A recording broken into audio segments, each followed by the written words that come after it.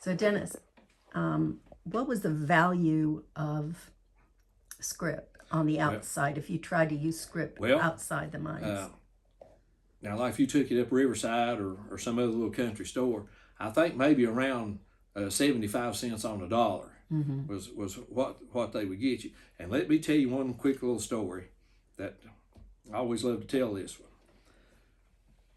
There was a school here at one time called the Mill Creek School, an old log one-room school.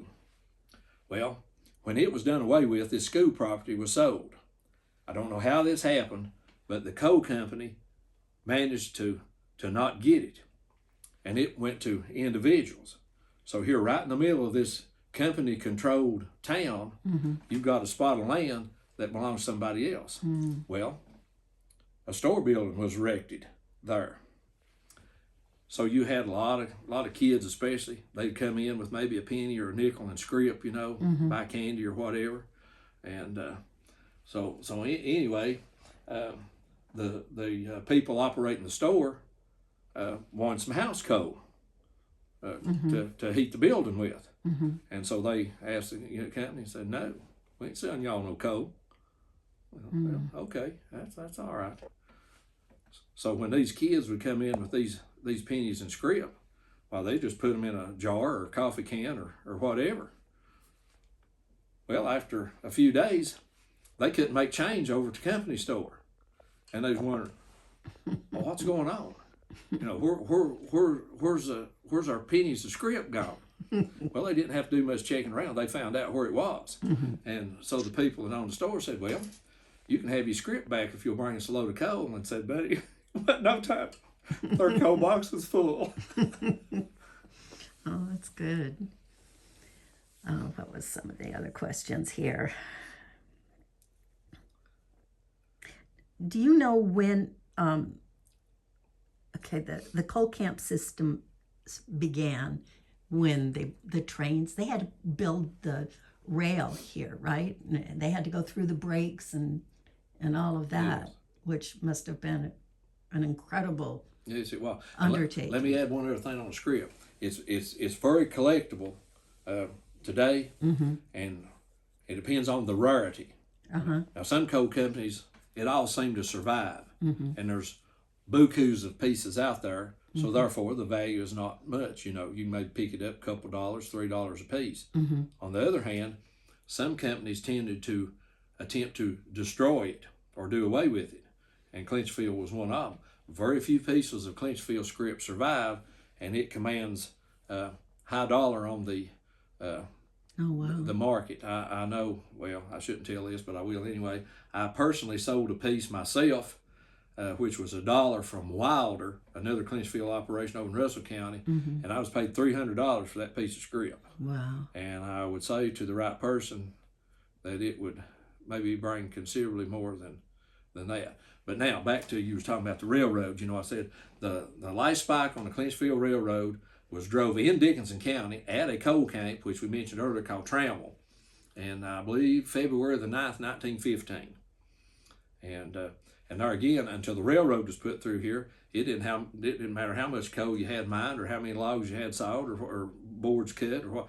If you couldn't get that out to market, it was of no benefit. So there again, that's why all these coal and lumber camps just popped up literally overnight. Once that railroad was put through here, they could get the coal and lumber to market where it could be sold and used and so on. But yeah, the last 35 miles, the Clinchfield, I believe, was about 275 miles from Elkhorn City, Kentucky to Spartanburg, South Carolina. Well, the last section completed was through Dickinson County. It was 35 miles, I believe, from Dane on to Elkhorn, where they connected with C&O, and it was called the Elkhorn Extension. And that was built probably during, we'll say 1912, 1915 era. And I always said they saved the worst for last, because this was the most difficult probably part, that they had to be a lot of bridges, tunnel after tunnel after tunnel, and it was just a very, very difficult. Yeah, it's quite, if we could go and maybe I'll take video of those tunnels. That's quite an accomplishment. Yes, it was. An engineering feat It was. Yeah. Yeah. This railroad was proclaimed. There were several articles written about it during the day that the ones that built it had the insight or foresight to make the tunnels large enough, the bridges heavier enough that they never had to redo them in later years as the locomotives and rail cars and so on got bigger and heavier. There was plenty of room. They said a brakeman could stand on top of a car going through the tunnel, and the bridges would It's hold incredible. the biggest steam locomotives that I wish they people ever operated. could see them because they're really something. They could. So it was something to brag about, back in the day. Yeah. Sure was. And okay, there was a lot of strikes. Do you know when the strike? I believe Dickinson County was the last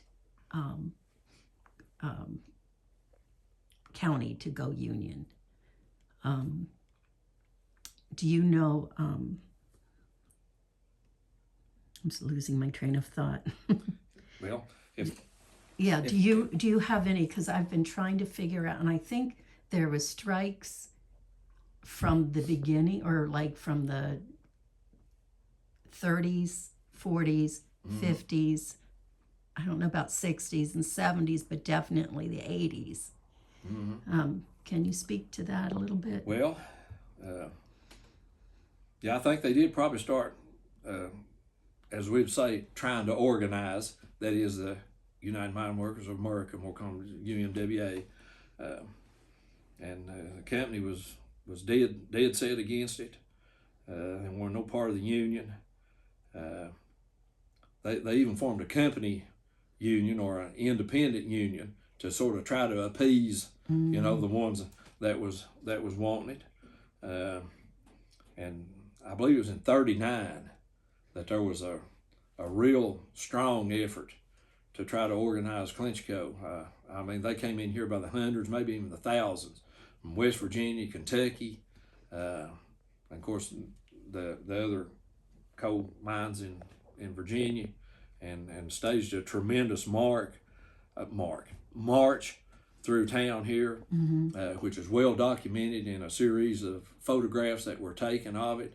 Right. And as they say, a picture's worth 1,000 I think it words. was So you can April's- actually see these long lines of people. Right. Even a lot of them, women, children, came All dressed up in their Sunday finest. Oh, they did. Had musical instruments, carrying flags, banners from the other unions. It was quite a thing, and again, that didn't go well with the company. And of course, the company, had no problem for them to get the state police in here. Politics, of course, tied into this, no doubt. Who contributed to whose campaign and so on. So the company would get the government most of the time to back them or be on their side. And most of the state police in the state of Virginia were in here at that time. Got a little rough on occasion, but nothing like West Virginia, Kentucky, specifically Harlan County. Like Harlan. Where there were just people actually, just massacres and all sorts of things.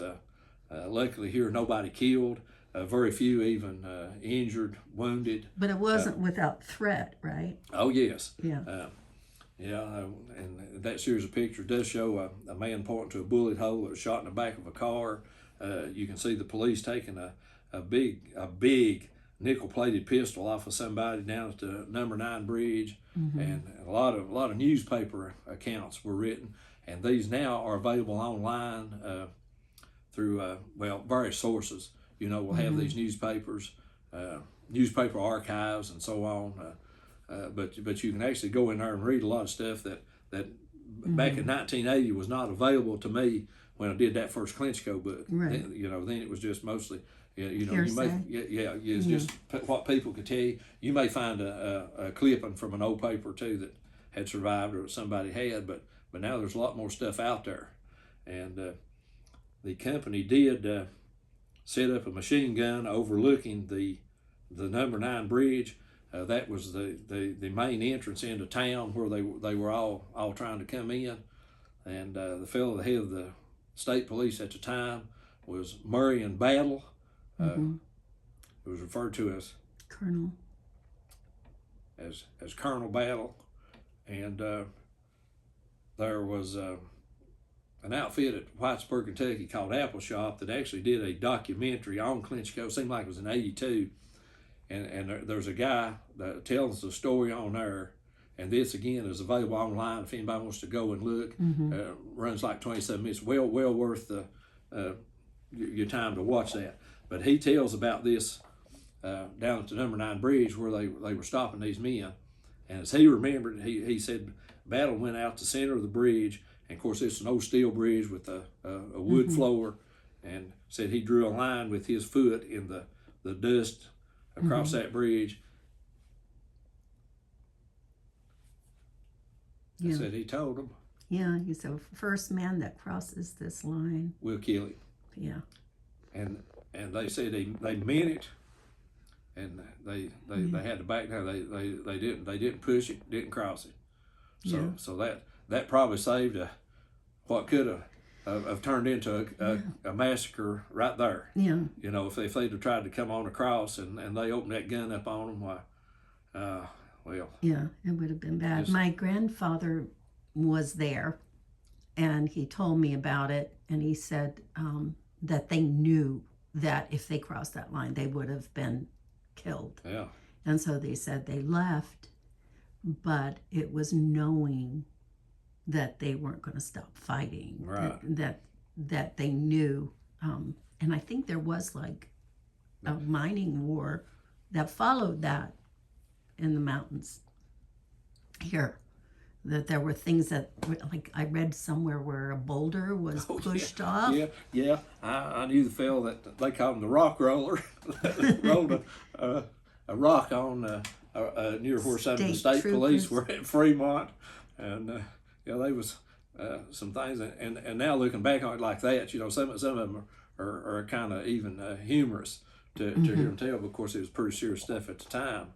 But yeah, they did have him up in court. I don't think much was, if anything, was done about that either. But I read somewhere where it said that that's why the Virginia State troopers started getting armored vehicles, was because of that rock. I guess it crushed the top of the police car. Yeah, I don't know if it actually hit one of them or not.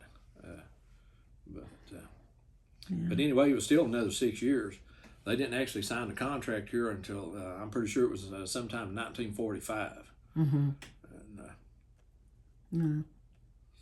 And I also recently read that marches continued, like Lewis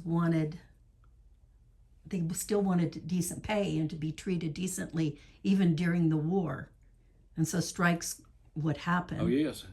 Yeah, like you say, you're talking about John L. Lewis, who was the head of the UMW for many, many years. And what he said went. Right. And if they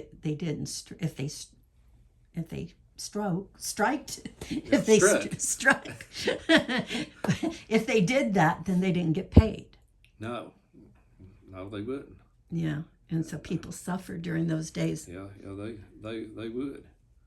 But now, early on, the union was a much needed thing, especially as far as safety.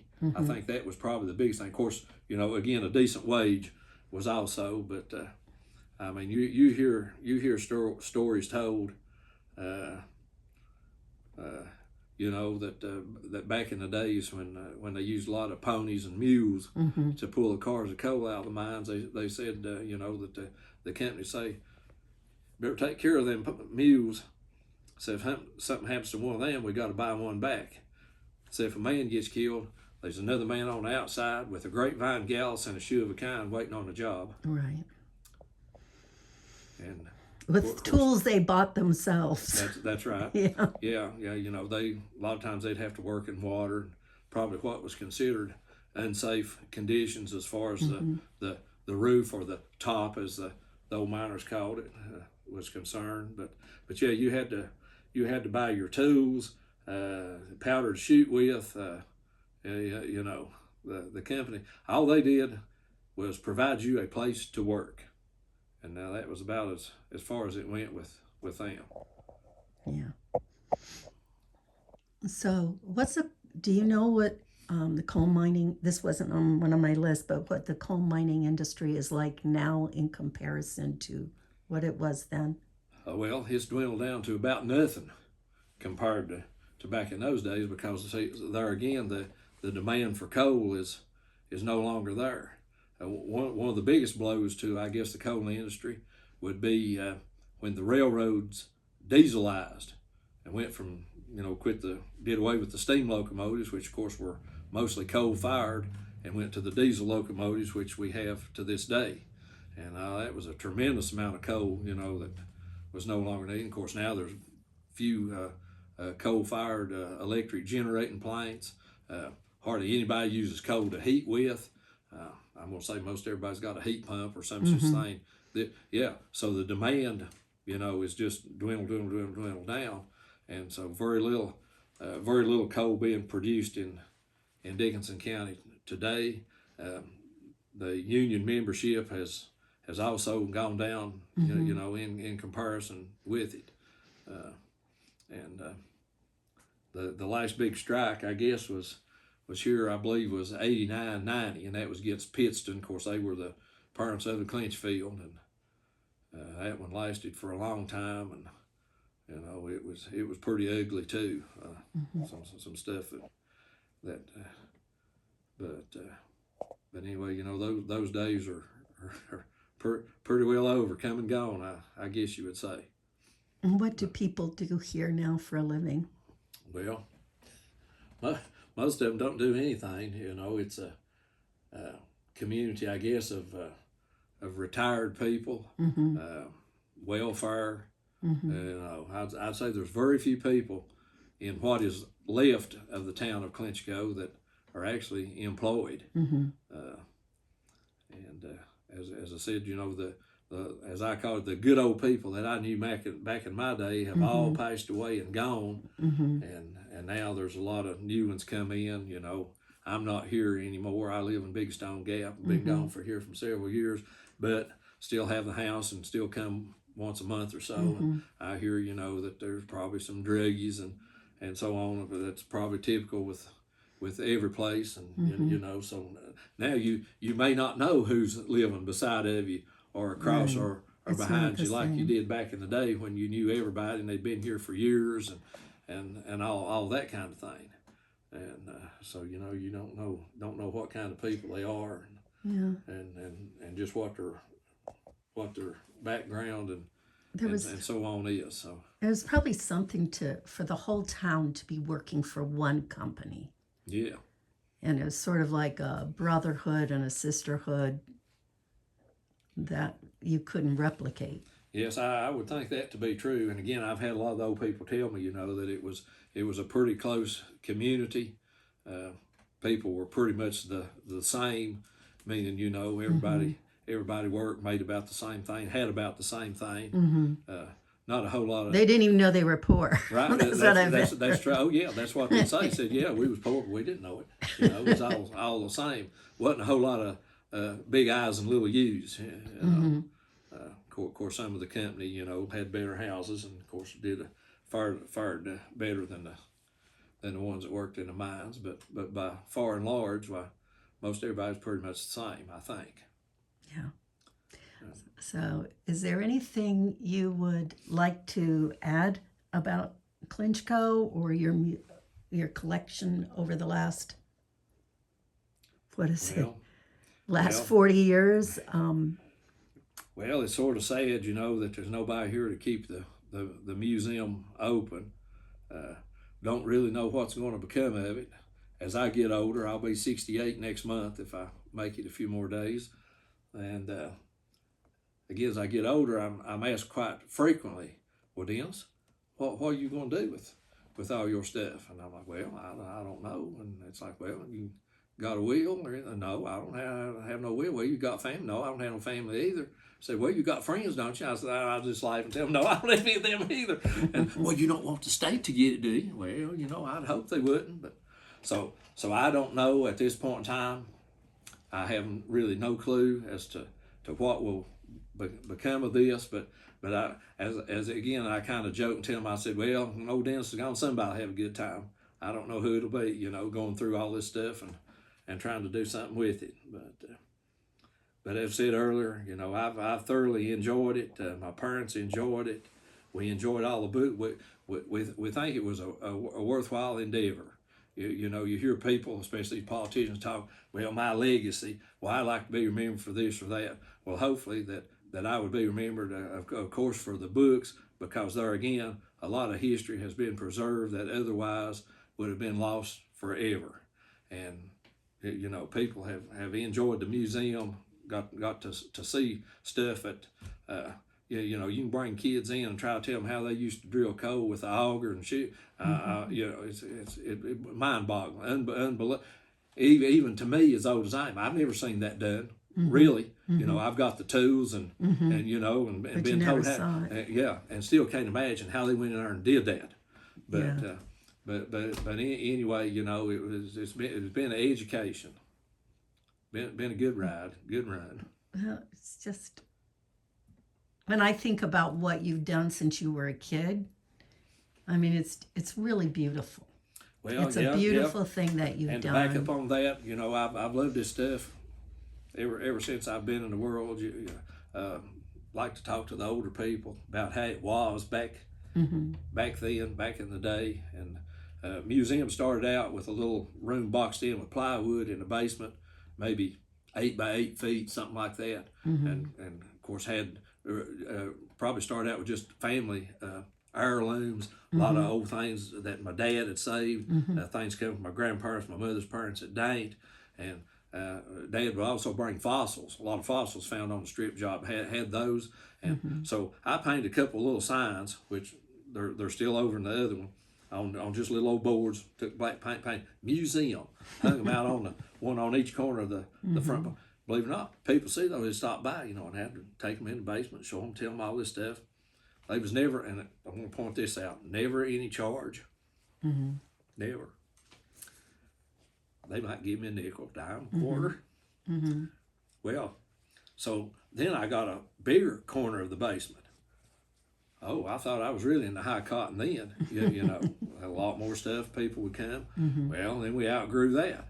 Then it went to the log cabin here that we're in now that we talked about earlier, and then the building built out in the yard here. So it just kept progressing on up about through, well, that'd be about what, four stages of it, I guess there. Wow. And again, that would be starting back in the late 60s, and here we are today. And of all times, it's December 7th, Pearl Harbor Day.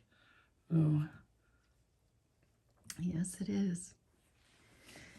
Oh, well, thank you so much, Dennis. I appreciate this, and we'll hopefully be able to meet again to talk about the Ritter Lumber Company and trains. Well, and hopefully it'll be obvious to anybody that sees it that I think I've loved it every bit.